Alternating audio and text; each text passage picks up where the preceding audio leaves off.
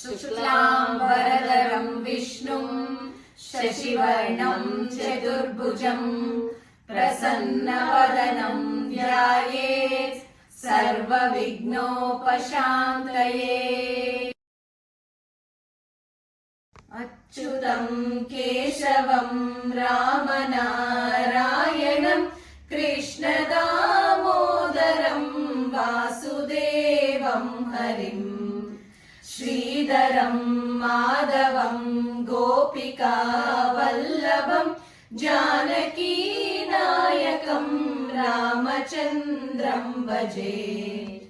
अच्युतं केशवं सत्यभामाधवं माधवं श्रीधरं राधिकाराधितम् इन्दिरामन्दिरं चेतसा सुन्दरं देवकी नन्दनं नन्दजं सन्ददे। विष्णवे जिष्णवे शङ्किने चक्रिणे रुक्मिणी रागिणे जानकी जानये। वल्लभी वल्लभायार्चितायात्मने कंसवेद्वंसिने वंशिने ते नमः। कृष्ण गोविन्द हे राम नारायण श्रीपते वासुदेवाजित श्रीनिधे। अच्युतानन्त हे माधवादोक्षज द्वारकानायका द्रौपदी रक्षका।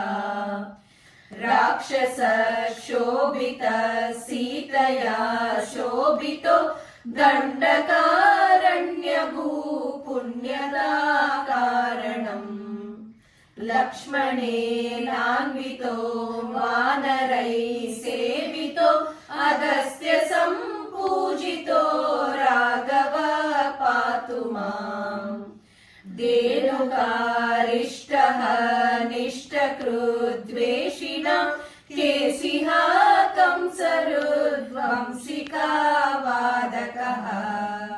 पूतना कोपक सूरजा केलनो बालगोपालका पातु मां सर्वदा। विद्युदुद्योतवत् प्रस्फुरद्वाससं प्रावृढं बोधवत् प्रोल्लसद् विग्रहम्।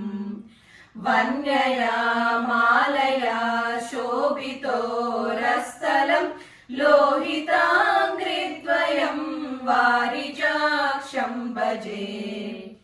कुञ्चितैकुन्तलैर्भ्राजमानाननं रत्नमौलिं लसत्कुण्डलं गण्डयो।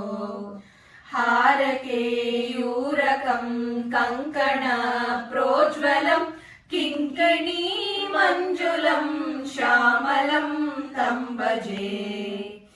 अच्युतस्याष्टकं यः पठेदिष्टदं प्रेमता प्रत्यहं पुरुष सस्पृहम्।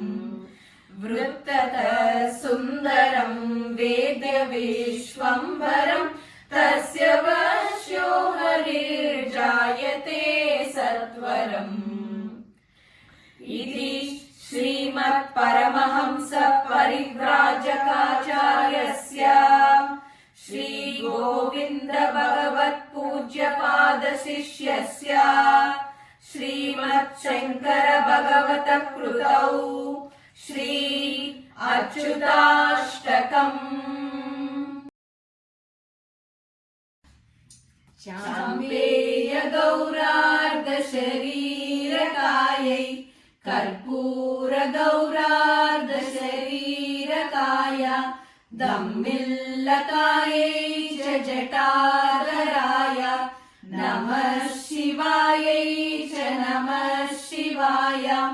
कस्तूरिका कुङ्कुमचर्चितायै चितारजं पुञ्ज विचर्चिताय कृतस्मरायै विकृतस्मराय नमः शिवायै च नमः शिवाय जणत्वणत्कङ्कणनूपुरायै पादाब्जराजर्पणिनूपुराय हेमाङ्गदायै भुजगाङ्गदाय नमः शिवायै च नमः शिवाय विशालनीलोत्पललोचनायै विकासिपङ्केरुहलोचनाय समेक्षणायै विषमेक्षणाय नमः शिवायै च नमः शिवाय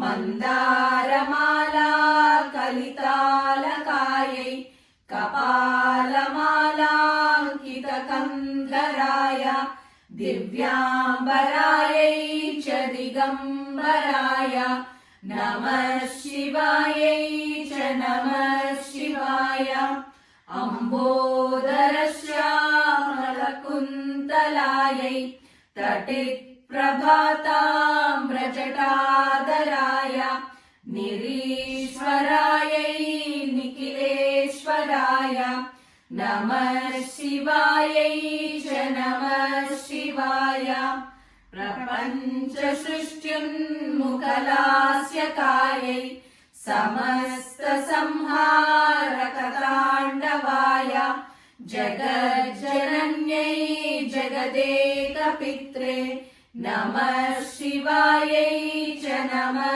शिवाय प्रदीप्तरत्नोज्ज्वलकुण्डलायै स्फुरन्महापन्नगभूषणाय शिवान्वितायै च शिवान्विताय नमः शिवायै च नमः शिवाय एतत्पठेदष्टकमिष्टदम्यो भक्त्या समान्यो भुवि दीर्घजीवी प्राप्नोति सौभाग्यमनन्तकालम् भूयात् सदा तस्य समस्तसिद्धिः इति श्रीमच्छङ्कराचार्यकृता अर्धनारीश्वरस्तोत्रम्।